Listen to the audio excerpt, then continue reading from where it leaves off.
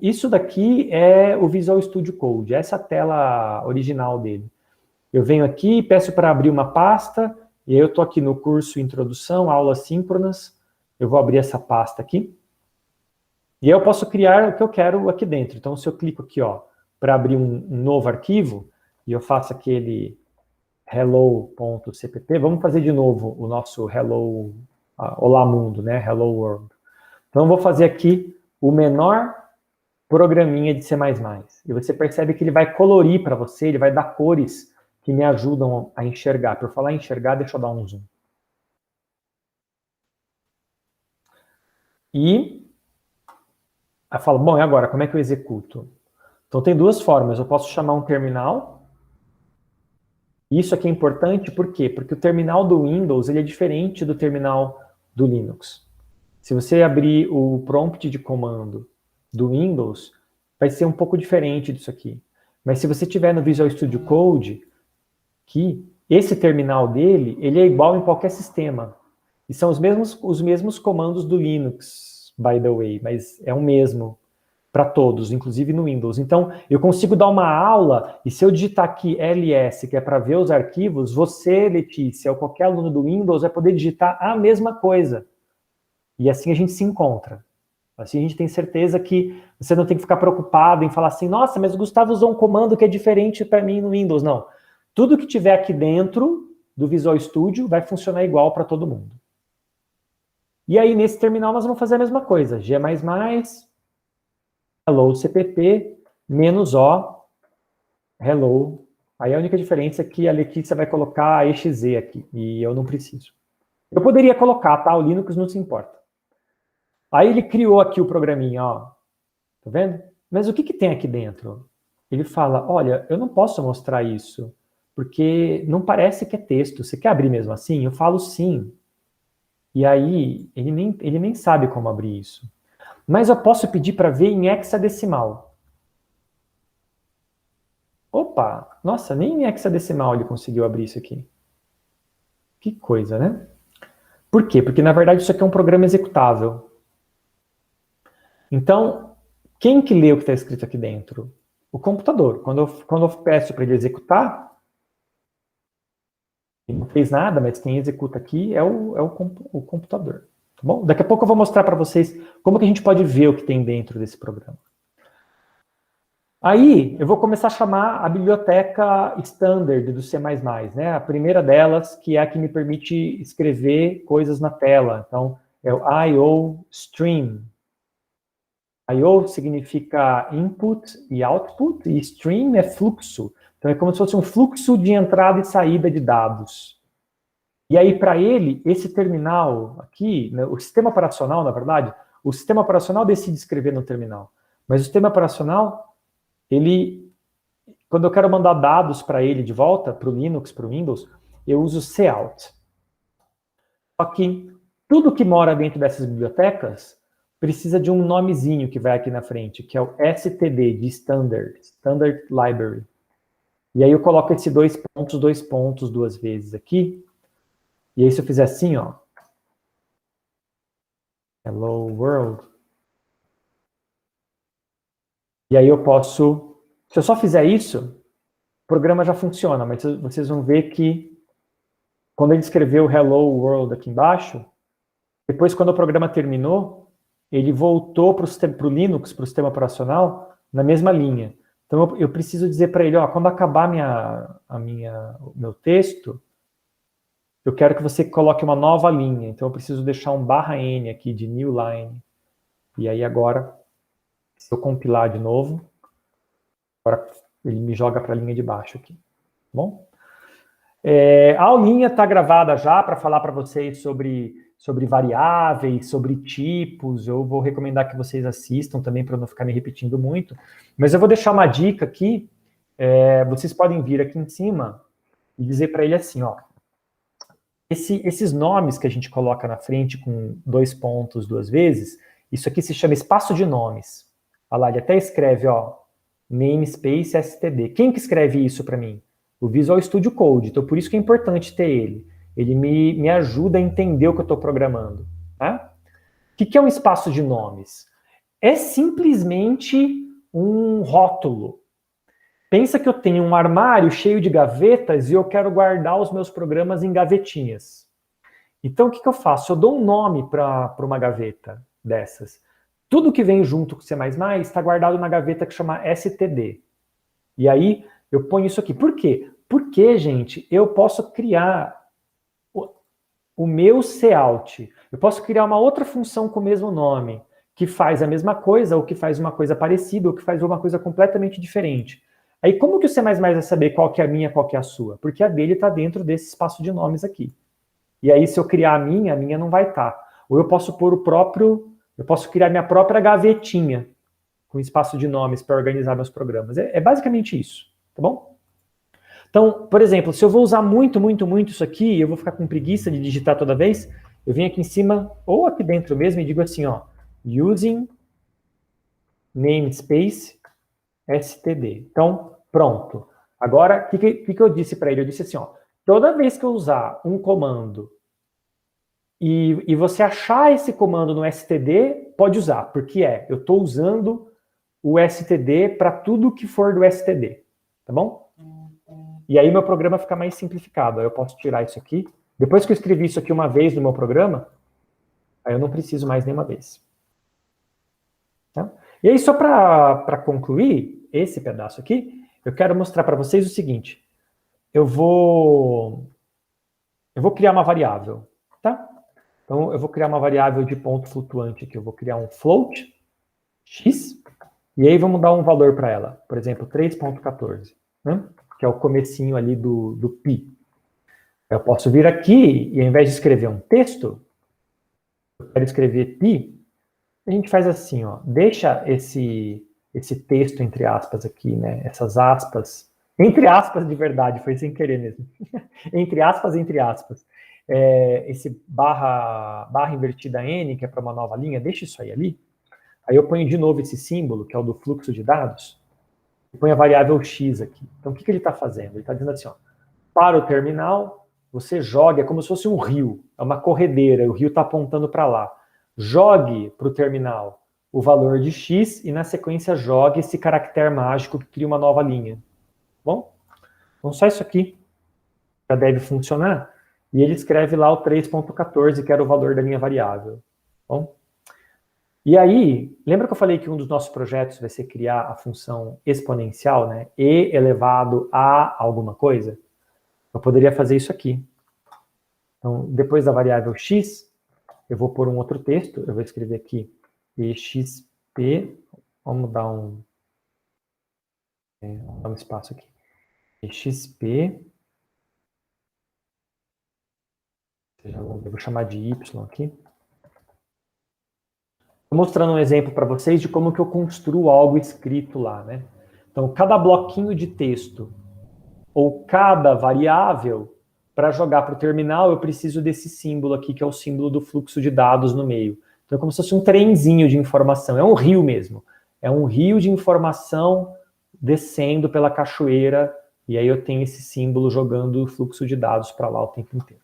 E aqui em cima eu vou dizer assim, ó, float, y, então, float é o tipo, né, é a variável y, e y eu vou dizer que ele é exp, ué, mas cadê? Ele não está me oferecendo XP. Porque eu preciso chamar a biblioteca certa. Então, aos poucos a gente vai aprendendo. Vou chamar a biblioteca de matemática. E aí, como já está o std aqui em cima, não preciso pôr. E agora, se eu começar a escrever exp, ele me dá, ó, função exponencial. Me dá vários tipos, inclusive, que eu não vou entrar em detalhes hoje, a gente quer essa daqui. Então, o que ele fez? Ele vai fazer e, que é o número de Euler, né? E elevado a x. E vai escrever lá. Vamos ver o que acontece. Ele escreveu. Tá? Na verdade, é o contrário, né? A gente quer o y aqui, aí aqui eu vou pôr um sinal de igual, e aqui eu vou pôr o x. Pronto.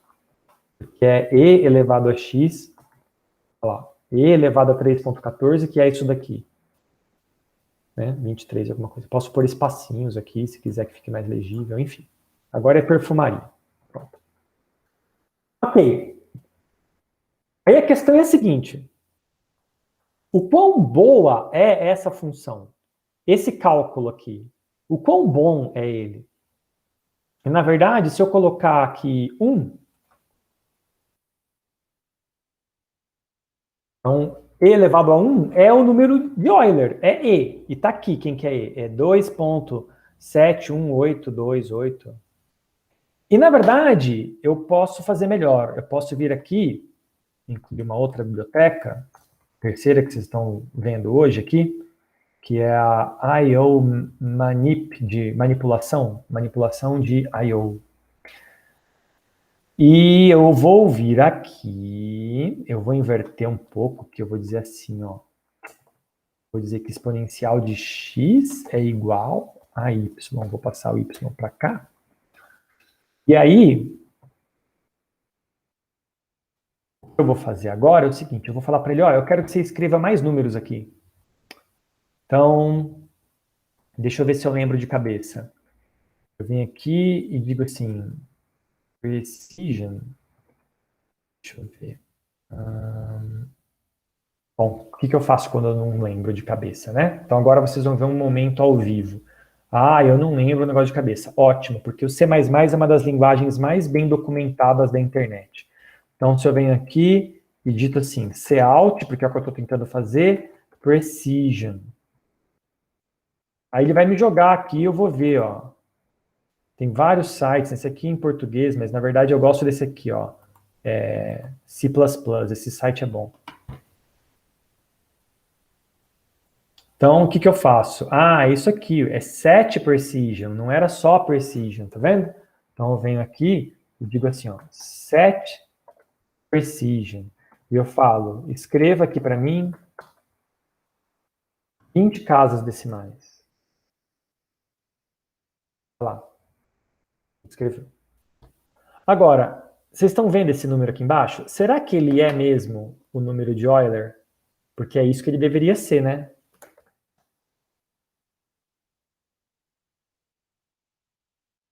Mas vamos ver o que a internet tem a dizer sobre a constante de Euler.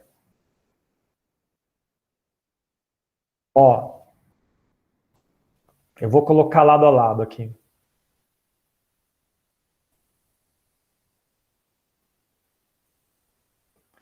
O nosso programa